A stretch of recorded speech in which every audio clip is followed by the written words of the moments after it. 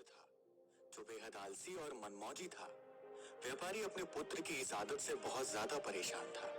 वह जानता था कि उसके पुत्र की इस आलसी प्रवृत्ति को जल्द से जल्द दूर न किया गया तो उसका पुत्र भविष्य में खतरे में पड़ सकता है।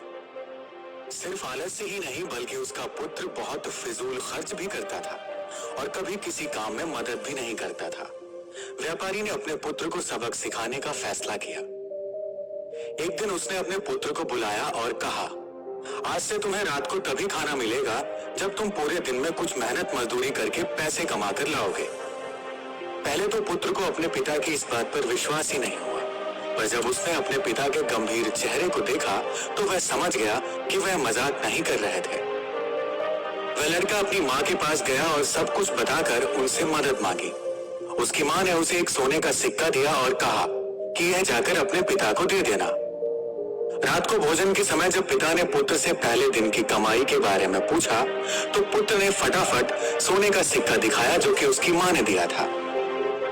सोने का सिक्का देखते ही उसके पिता समझ गए कि उस दिन लड़के ने कुछ नहीं कमाया था। पिता ने कहा, जाओ और इसे घर के पास जो कुआं है उसमें इस सोने के सिक्के को फेंक दो। बिना किसी हिचकिचाहट के लड़के ने सोने के सिक्के को कुएं में फेंक दिया।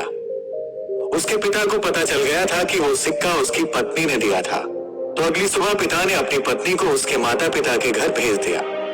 जब सुबह बेटा जागा तो उसे पता चला कि आज उसकी माँ उसे पैसे देने के लिए नहीं है, इसलिए वह अपने दादा के पास गया और सारी बात बताई। उसके दादा को उस पर दया आ गई और उन्होंने भी एक सोने का सिक्का उसे दे दिया।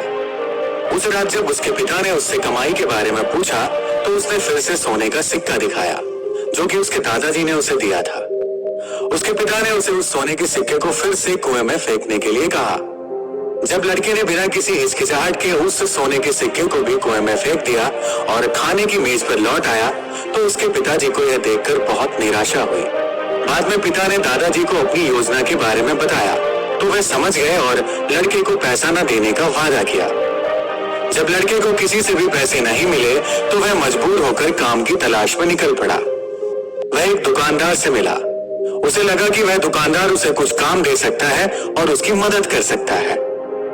दुकानदार ने लड़के की बात सुनी और कहा, मेरे पास एक सामान से भरी बैलगाड़ी है, अगर तुम इसे मेरे घर तक पहुंचा दोगे तो मैं तुम्हें एक चांदी का सिक्का दे सकता हूँ। लड़का राजी हो गया और काम पर लग गया। जब तक उसने बैलगाड़ी उसके घर पहुंचाई तब तक वह बहुत थक चुका था और पसीने से तरबतर हो चुका था, लेकिन उसे स्वयं एक चांदी के सिक्के को कमाकर बहुत खुशी महसूस हो रही थी। अपने पिता को यह दिखाने के लिए वह तुरंत घर की ओर भागा और बड़े गर्व के साथ उसने वह चांदी का सिक्का अपने पिता को दिखाया। लेकिन उसके पिता ने उसे फिर से सिक्के को कुएं में फेंकने के लिए कहा, परंतु इस बार लड़के ने लगभग रोते हुए सिक्के को फेंकने से मना कर दिया और बोला, पिताजी, मेरा पूरा शरीर बुरी तरह से दर्द कर रहा है और आप मुझे सिक्का कुएं में फेंकने के लिए कह रहे हैं। पिताजी ने मुस्कुराते हुए कहा, जब आपकी मेहनत का फल बर्बाद होता है तो बहुत बुरा लगता है ना? यह चांदी का सिक्का तुम्हारी मेहनत और पसीने की कमाई है, इसलिए तुम्हें इसे फेंकने में दर्द महसूस हो रहा है। जब तुमने सोने के सिक्कों के लिए मेहनत नहीं की थी तो उन्हें कुएं में फेंकने में तुम्हें जरा भी हिचकिचाहट महसूस नहीं हुई, पर अब तुम समझ चुके हो कि इन चांदी के सिक्कों का मूल्य तुम्हारी कड़ी मेहनत है।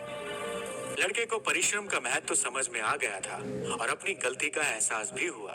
उसने पिताजी को धन्यवाद दिया और कहा, पिताजी, आप नहीं जानते कि मैं आपका कितना आभारी हूँ। दोस्तों, हम भी अपने जीवन में कई बार दूसरों पर आस लगाए बैठे रहते हैं। हमें लगता है कि कोई और हमारे लिए कार्य कर देगा, लेकिन हम ये महसूस नहीं करते कि असल में वो सब करना तो हमारी जिम्मेवारी है। कभी कभी जिंदगी के सबसे अच्छे सबक सबसे कठिन परिस्थितियों से मिलते हैं।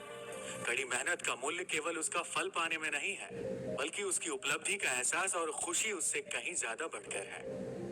दोस्तों, हमें यह भी सीखना चाहिए कि कभी भी जो चीज हमारे पास पहले से मौजूद है उसको कभी व्यर्थ नहीं करना चाहिए। हमें जो भी मिला है उसका आदर करना चाहिए और जरूरी काम में उसका उपयोग करना चाहिए, क्योंकि जो भी हमें मिला है हो सकता है उसमें हमारी मेहनत नहीं हो, पर वो किसी न किसी का परिश्रम जरूर है। तो कभी भी किसी की कमाई को व्यर्थ नहीं करना चाहिए।